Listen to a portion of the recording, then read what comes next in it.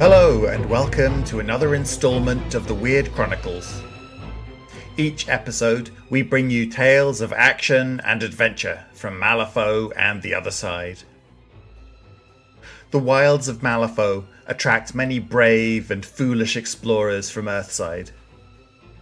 The promise of uncharted land is irresistible to a certain kind of adventurous personality. But few imagine the horrors that lurk in the territories beyond Malifaux. And those who return from their explorations are forever changed. I hope you enjoy What Lies Beyond.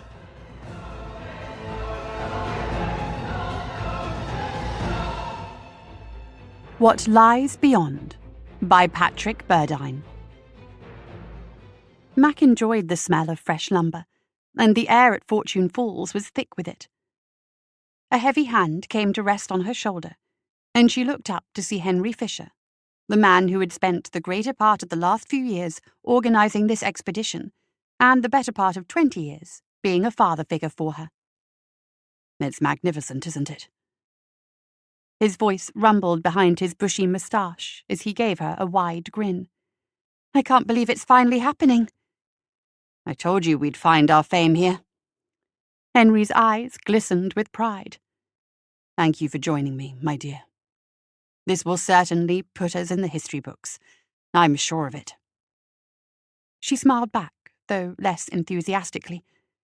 They had spent nearly 2 years of hard work organising their expedition into and hopefully beyond the far peaks. She was determined to enjoy it, despite the voyage's many complications.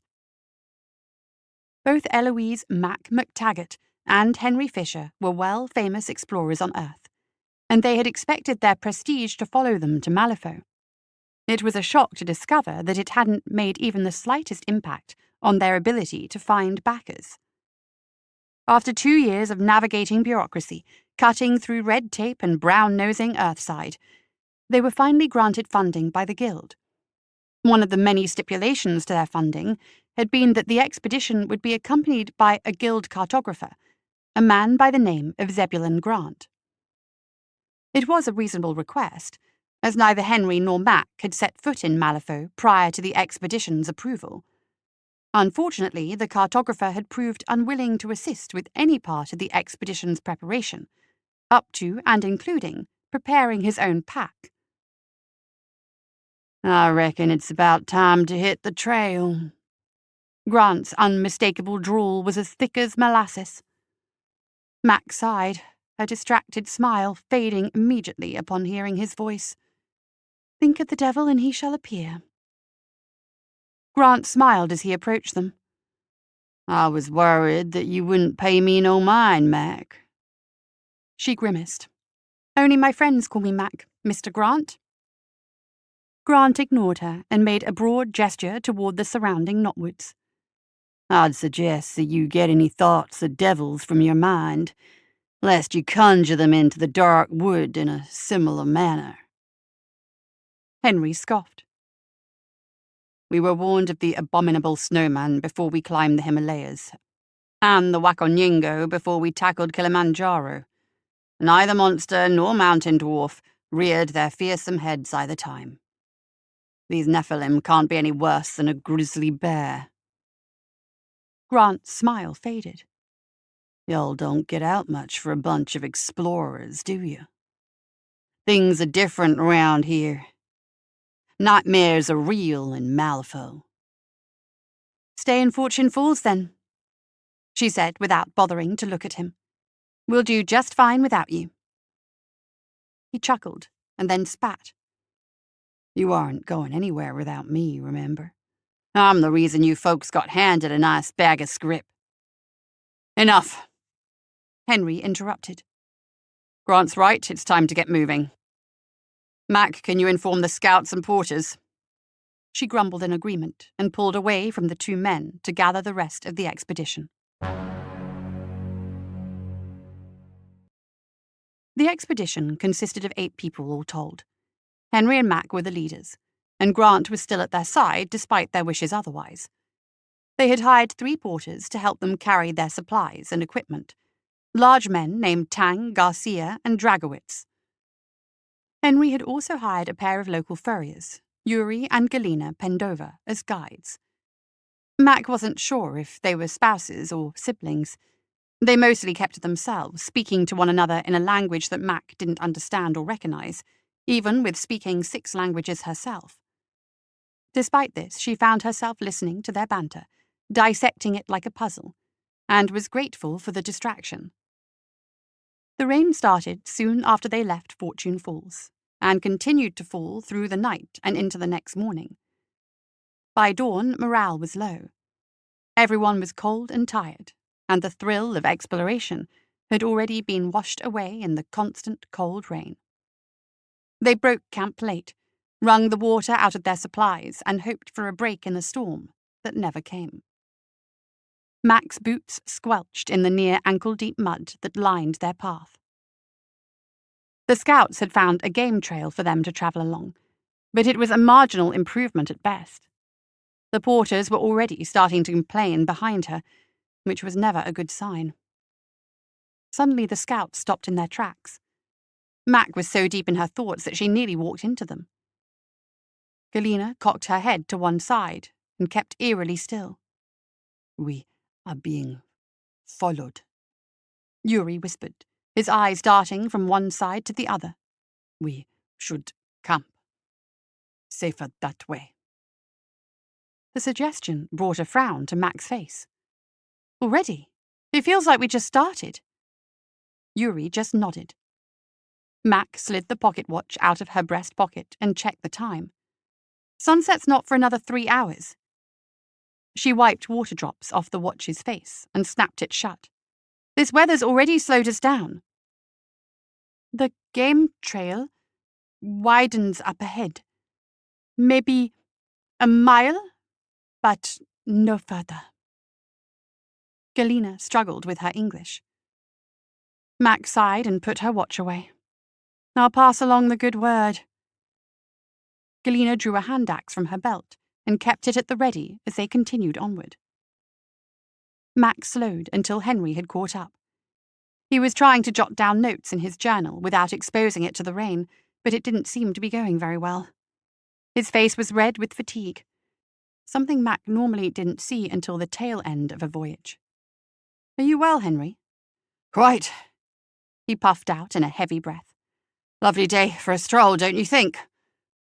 Our guides recommend that we stop soon for the night, she said. Just another mile or so. He nodded, hiding his relief. "Tell the porters, would you?" Mac let him pass her. His posture was declining, and he leaned more heavily on his walking staff than previous adventures. His age was finally starting to catch up to his ambitions. As Mac watched her mentor trudge through the forest, a blur of movement in the underbrush beyond him caught her eye. She saw a small dark form, about the size of a dog, dart behind a bush. "Henry!" she yelled out. He stopped and turned toward her, bewilderment etched on his brow. She tried to run, but her feet slipped out from underneath her and she landed awkwardly in the mud. 2 scouts and the porters Garcia and Tang hurried to her aid and lifted her up by the elbows. As soon as she got to her feet, Mac pushed them away and dashed toward the underbrush. But whatever she had seen was gone. "What is it, my dear?" Henry eyed her and the foliage suspiciously. It's... Mac paused, then stepped back from the bush. Nothing. Must have been my imagination. Despite camping earlier, darkness was upon them before they had finished. Their attempts to start a fire ended in failure. All of the wood around them was simply too waterlogged, which forced them to rely upon their lanterns for light. It sure got dark fast, Mac said aloud to herself. At least the rain stopped. Yuri grunted in agreement as he chewed on a piece of jerky. "You stay in your tent tonight, no matter what. Galina still says we are being followed." He walked away before she could ask for further clarification. After finishing her cold pemmican, Mac went into the tent that she shared with Henry. He was sitting at the edge of his folding cot and writing in his damp journal. She took off her mud-soaked boots and folded her jacket over the foot of her own cot. An oil lantern lit the interior of the tent with a dull glow. Mac's body ached. She stretched, every muscle in her body begging for rest, and wasted no time slipping underneath her blanket. She watched Henry write for a bit. Then he closed the book, set his pen aside, and sighed. "Are you doing all right?" "You asked me that before, and I said I was fine then." He placed his journal in his sack. "I'm fine now." She flinched at his curt response. "I'm sorry," he conceded. "I haven't been able to catch my breath since we crossed over. When we passed through the breach, I was 58 going on 40. He laughed, but a hoarse cough interrupted him. Now I feel closer to 70. Never in all my days have I suffered such fatigue. It was hard going today. Marching through mud is never easy." "Bah." Henry dismissed the thought. "Fresh air in my lungs and a good night's sleep should do the trick." He ended the conversation by extinguishing the lantern. A shriek from outside the tent tore Mac from sleep. She sat up in a panic, her heart racing. "Henry!" she shouted into the darkness. Henry responded by striking a match and lighting the lantern, a pistol already in his hand. He slipped into his boots without tying the laces and began unfastening the tent flap. Another scream followed. This time it was a man's scream filled with pain and terror. Mac grabbed her own pistol as Henry cautiously opened the flap with the barrel of his gun. As he started to step outside, he was shoved back onto his cot. Yuri entered the tent, his hand axe at the ready, dripping with blood. In the dim light, the blood almost looked black. "Do not go out there," Yuri said. Henry sat up in a hurry. "A man needs help. Quiet." Yuri grimaced. "He is beyond help. If we are lucky, it will take him away to feed and will not bother us for the rest of the night." A weakened scream, more distant this time, punctuated the end of his sentence. They remained still for a moment, listening intently. Mac made eye contact with Yuri. He shook his head in response. "We can't just abandon him," Mac whispered. "Your death helps no one," Yuri said through gritted teeth. They heard Galina shout, though it was unclear whether it was directed at one of the explorers or at something else. Yuri's head snapped toward the flap. "I go." Halfway out the tent already, he glanced back at them. "Stay here. Don't be fools." He was barely gone before Mac jumped to her feet. "We should go out there." Henry grabbed her arm and shook his head. "We hired them for their expertise in these woods. Henry's voice was cut short by another shout from Galina, more distant this time. Mac sat back down in terror. For the rest of the night, they both listened to the eerie silence around them. At some point, Mac finally fell asleep, the pistol still clenched in her hand.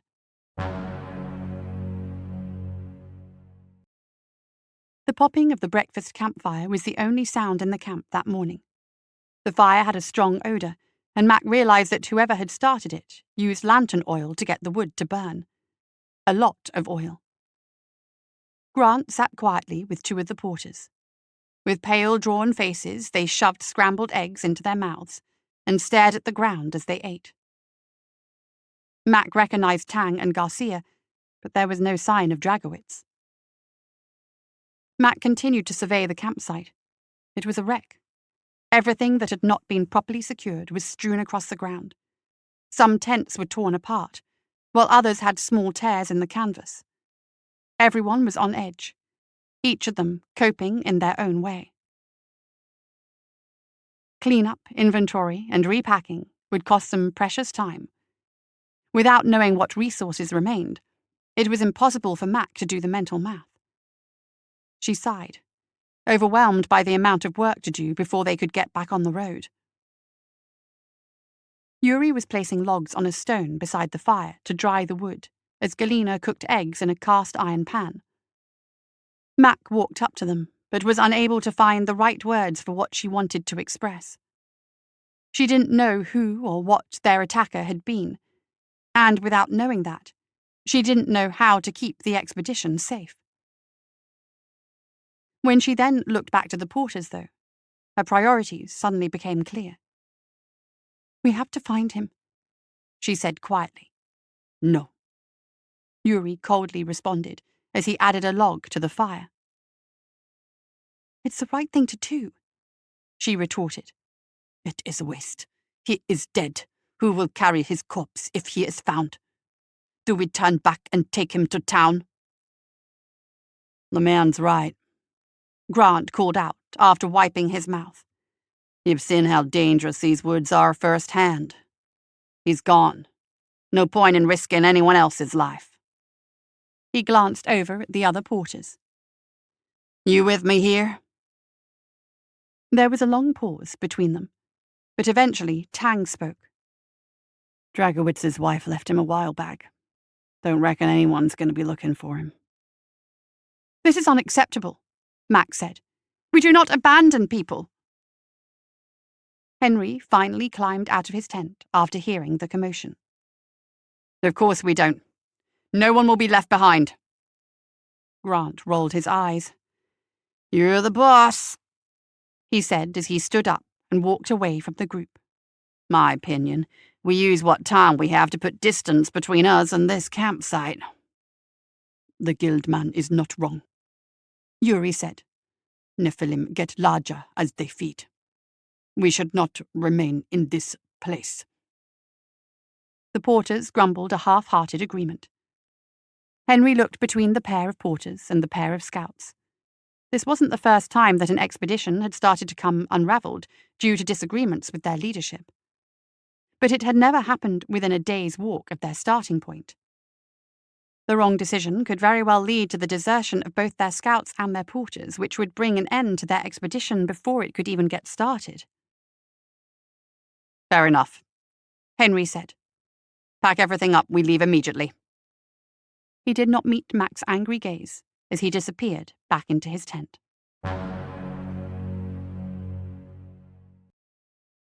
Packing the camp was a silent affair. Mac found herself staring at the porters, who in turn were trying not to make eye contact with her. Nothing was said during the next day's travel. Guns were kept in hands instead of holsters. They ate while walking and hesitated to rest at all. No one called for a break, but at one point near the end of the day, they stopped briefly to drink from their canteens, eat their jerky, and relax their feet. Then, as one, they started walking again. When they did finally camp, 2 remained on guard at all times, while the rest struggled to keep the fear at bay. No one managed to sleep. This silent pattern continued for several days. Walk, rest, walk, camp, repeat. Not even Grant tried to break the silence.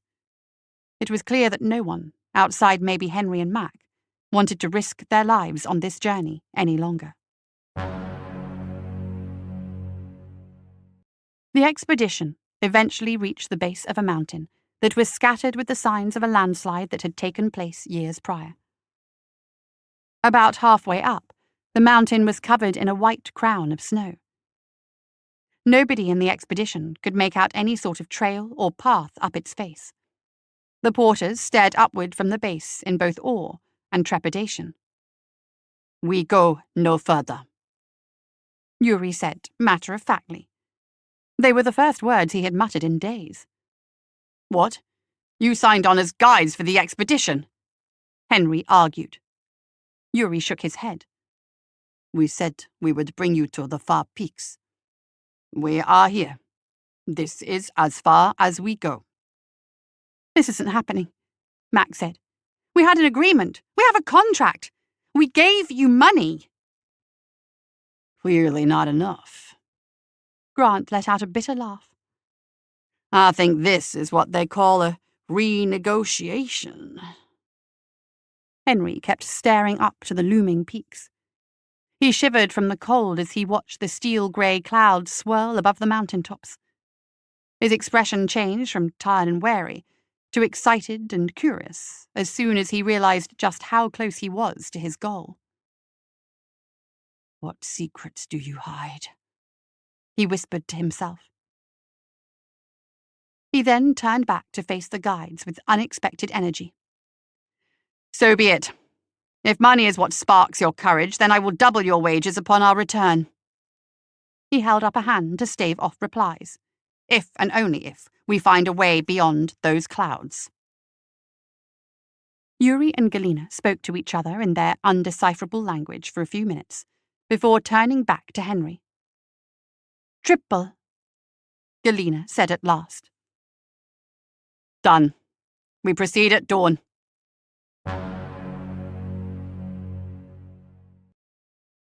They established a camp near a wide swathe of scree from the settled avalanche, and tried to find what rest they could. Most of the next morning was spent preparing.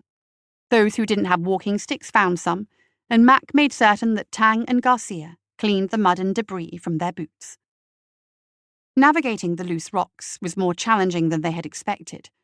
The boulders scattered throughout appeared unclimbable, and the loose rocks frequently gave way beneath their feet without warning.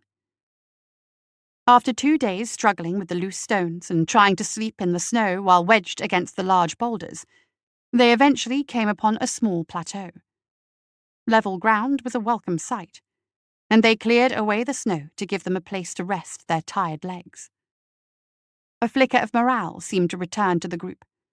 Conversations were had, a few jokes were told, and food was shared. Y'all see that? Grant shoved jerky into his mouth and pointed ahead at something a few 100 yards away. Mac looked in the direction he was pointing. A small rocky path led up the mountain. The stones were half buried, but were not naturally formed. They had clearly been placed there by someone. Are there people up here? Yuri shook his head. We have spent days hunting on these mountains. Best price for fur. But none showed. Not even squirrel. Nothing lives here. Clearly something does. Mac stood up and stepped forward to get a better look. Her eyes narrowed, and then she started carefully making her way through the snow. Here!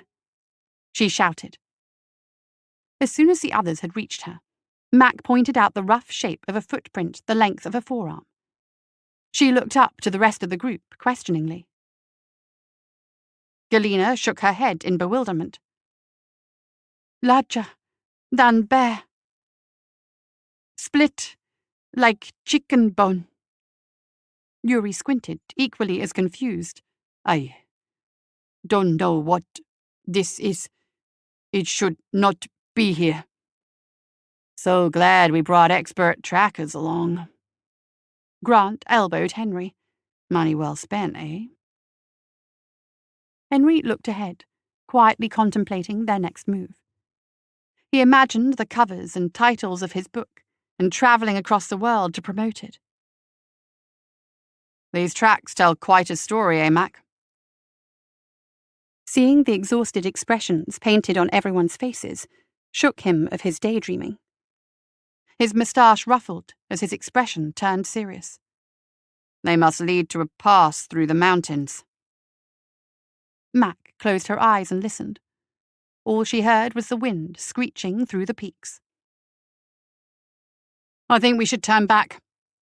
Garcia finally spoke up. I don't want to find out what makes footprints like that. Sure, Grant said. While you're headed back alone, why don't you do us all a favor and let Dragowitz know that we miss him, will ya? He squatted down, picked up a stone, and tossed it down the mountain. He looked back at the group, only to catch a dirty look from Mac. All right, he said, chuckling softly. Deep breaths. What I mean is, we all got reasons for being here. Money, fame. but those go away the second we start splitting up. What we gotta do is listen to the big man." Grant winked at Mac. "Ain't that right?" "I don't want to die up here," Garcia insisted. He looked at Tang and then started walking back down the path from whence they came.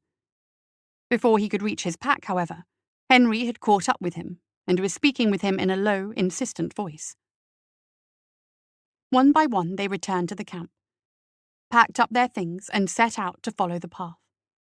Henry took the lead, his feet finding easy purchase on the rough stones. Mac fell in behind him, refusing to give Grant even a glance. The rest reluctantly followed. The mountains ahead were like curtains made of granite and snow, but the trail continued to wind up it like a seam. They trudged on, in single file, occasionally finding more V-shaped footprints. Most of the expedition tried to ignore them, hoping that the very thought of whatever made them would go away. But Mac paused to inspect each one. "We should look for a place to set up the lean-tos," Yuri said. Mac checked her pocket watch. It was still a good 2 hours before sunset, but it felt as though her feet were ready to fall off. It didn't help that the temperature had dropped to below freezing within the last hour. "Let's get leeward of this wind behind those rocks." Henry pointed with one hand, while leaning on his walking stick with the other. Although it was only 100 yards or so, it was a steep incline and could have been miles as far as the group was concerned.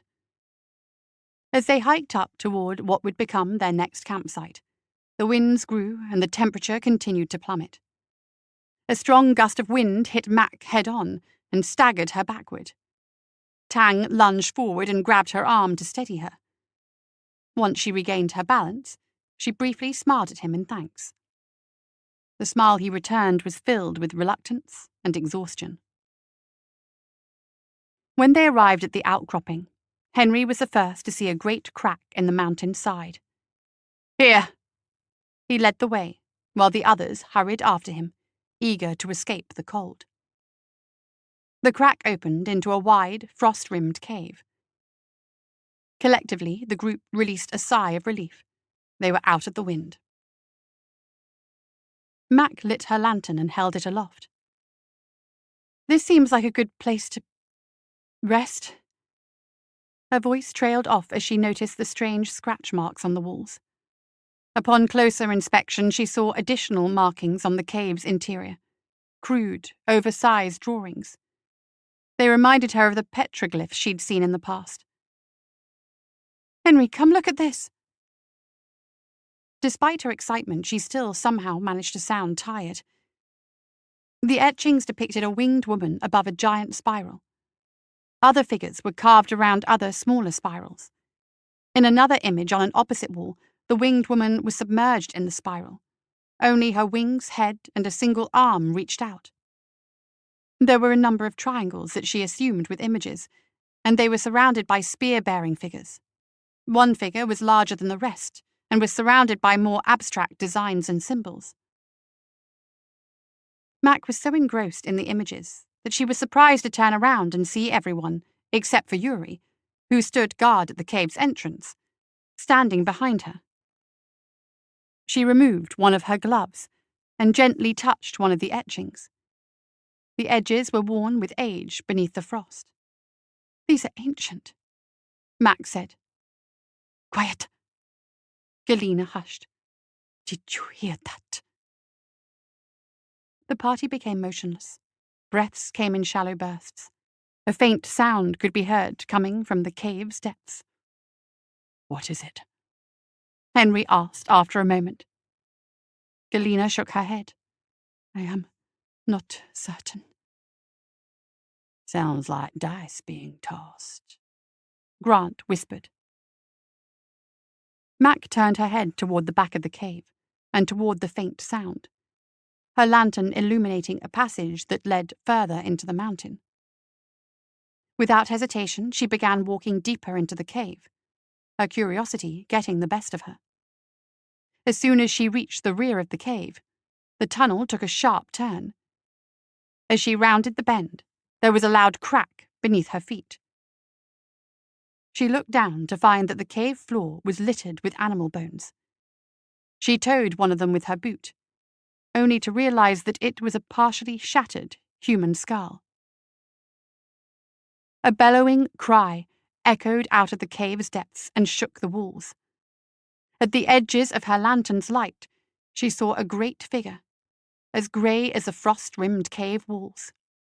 It lumbered toward her, its one eye twitching menacingly as it roared a second time. The thing was nearly twice as large as any bear Mac had ever seen. Scraps of cloth, string, and bone swung around its waist in a crude belt. Light glistened from a row of icy shards that grew from its arms and back. In a fit of panic, Mac screamed, dropped the lantern, and came barreling around the bend and back toward the rest of the expedition. Grant already had his gun drawn, and as Mac charged toward him, he stepped to the side, shoved her to the ground behind him, and started firing at the hulking figure that chased her. The first round missed and ricocheted off the cave wall, but the second struck it in the shoulder, creating a plume of blood. The monster cried out as it clamped a thick, clawed hand over the wound, and then it charged into Grant with the opposite shoulder, tossing him toward the wall. Mac stumbled to her feet and tried to draw her gun. Another booming shot rang out past her as Yuri fired at the beast with his own pistol. The creature cried out again, turned toward Yuri, and pounded the scout in the face and chest with its massive fists. The strike shattered his skull and sent him flying backwards into the wall. He struck hard enough to crack the stone and fell limp to the ground. Galena let out a blood-curdling scream and threw herself at the creature, hacking and chopping at its neck with her axe. Each blow splintered its flesh like it was cracking through stone. The beast howled in agony as it swung at her, but somehow Galena managed to dodge its clumsy attack and continued to hack away until at last the beast fell. She continued to hack at its corpse long after the thing stopped moving. Eventually she stopped swinging, her chest heaving from the exertion, and muttered something in her native language. Her voice was raw with emotion. "It's dead," Mac said at last, resting her hand on Galena's back. The other woman started sobbing uncontrollably. "What kind of creature is this?" Henry asked, oblivious to the massacre's end. Before anyone could answer him, a second Cyclops was upon them. With all of the shouting and crying, no one had noticed it lumbering toward them from around the bend. Blue runes danced across its flesh, her flesh. This Cyclops was larger than the first, and its mass seemed to fill the entirety of the cave. Mac's stomach dropped as she realized the first beast had only been an adolescent. Its mother carried a frost-coated wooden club festooned with baubles and bones. It howled as it saw its dead offspring, and reached toward Galena with its free hand, wrapping her giant fingers around the surprised scout's frame. Before Galena could escape, the Cyclops squeezed her fist, crushing the scout's body in a rapid succession of snapping bones. When it released its grip, Galena fell to the floor as a tangled mess. Grant cursed and fired his pistol point-blank into the monster's chest. The bullet struck it dead on, but only left a welt on the creature's pale flesh. Tang and Garcia screamed as Henry started firing his own pistol, but the bullets just ricocheted off the monster's skin as the runes tattooed onto its body flared up with blue light. Mac tried to sit up, to reach for her gun, to do anything, but her veins felt frozen. The Cyclops woman towered above her like a vengeful god. The Cyclops slammed its club into the cave wall and roared once more. Debris and ice shards rained down from overhead, and a pillar of ice crashed down upon Mac, pinning her leg to the ground. Tang rushed toward her and tried to lift the column, but his muscles strained without moving it so much as an inch. "It's stuck!" she cried out, her teeth clenched in pain. A spark flared near the cave's entrance, lighting it up with a burst of flame. Garcia stood there, holding a lantern with a flaming piece of oil-soaked clothing hanging out the top. As soon as the Cyclops turned to face the light, Garcia yelled at everyone to take cover and threw the makeshift firebomb in its direction. The lantern shattered against its chest and quickly spread across its body. The smell of burning flesh and the bellowing, panicked screams of the Cyclops filled the cave. Tang threw himself to the side as the monster charged forward like a fireball toward Garcia, swinging its club wildly in front of it. As close as they were, neither Henry nor Grant could avoid its wild swings, and a glancing blow sent Henry flying through the air. The back of his head hit the rock with an echoing thud, and he didn't stand up from where he landed. Grant fared less well. The club caught him in the head and disintegrated it in a mist of bone shards and brain matter. Garcia had only just started to turn towards the cave's entrance when the Cyclops barreled into him. He barely managed to choke out an aborted scream before the two of them were gone. The Cyclops' momentum propelling them both into the snow and wind and down the steep mountainside. The silence of the cave was only broken by Tang's grunts as he threw his considerable weight behind the icy column pinning Mac's leg. Gradually it began to shift, and with a wince of pain and gritted teeth, Mac managed to pull her crushed leg free.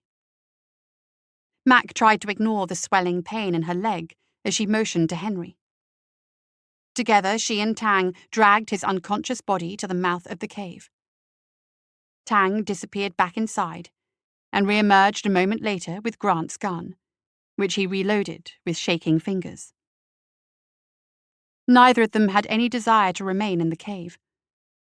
With Henry thrown over Tang's shoulder and Mac leaning against his other side, the three of them stumbled out into the snow and raging windstorm. The day's light was fading, but Garcia and the Cyclops were nowhere to be seen.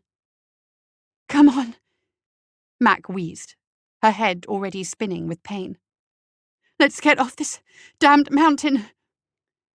Tang mumbled his agreement, and together the three of them started the long and arduous trek down the steep, icy slope.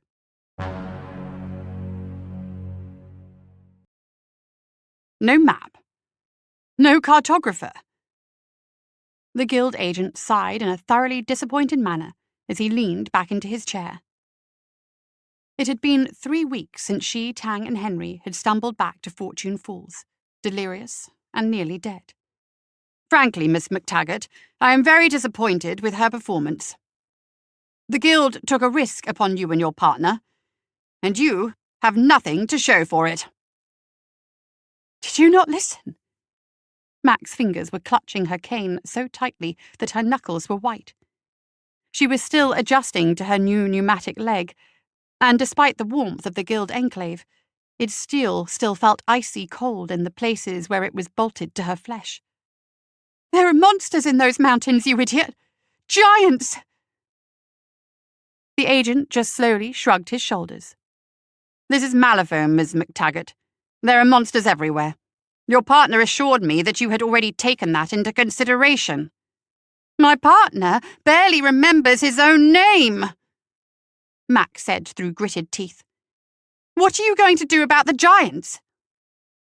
"What am I going to do?" The guild agent regarded her for a moment before flipping open a ledger book. "I am going to recommend that your travel papers be revoked until you repay us for the funding that you so carelessly squandered on an unprepared expedition. When added to the price of that new leg of yours—" He did some quick calculations in his head and shook his head. "Well, you might be in Malifaux for quite some time, Miss MacTaggart." Mac's expression fell. "You can't—" He held up his pen, silencing her.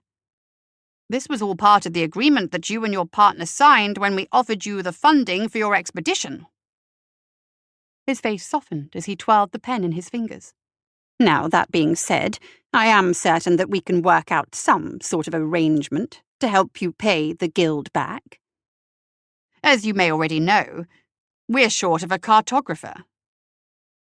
Her face twisted into a look of pure hatred as she awkwardly spun around and hobbled her way out of the office.